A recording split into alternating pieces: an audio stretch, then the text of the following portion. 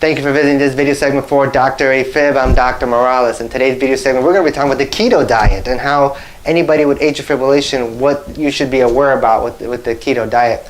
The keto diet is an extremely popular and controversial diet right now, and it was actually one of the top Google search terms of 2018, so there are many people interested in the keto diet. And I've had several patients of mine ask me about the keto diet and whether they think it's safe for them or good for them to use for their atrial fibrillation.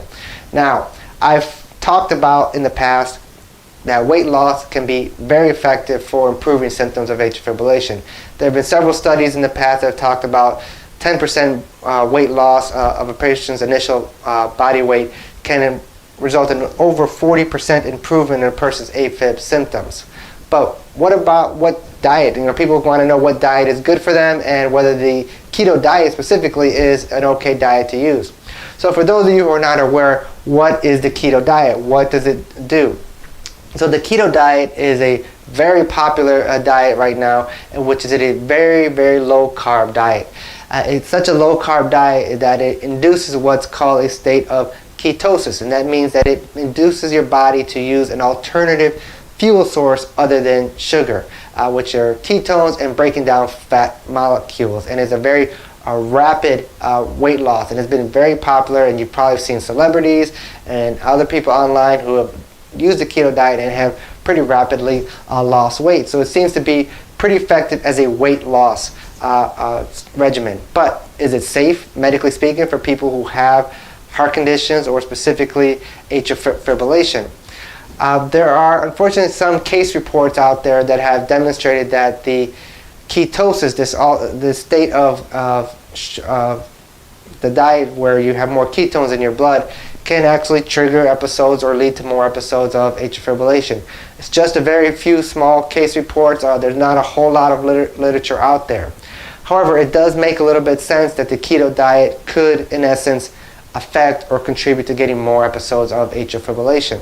And how can it possibly do that? Well, the whole state of ketosis or having ketones in your body does actually affect your pH. It's sort of that acid-base, balance that we have in our blood in our body.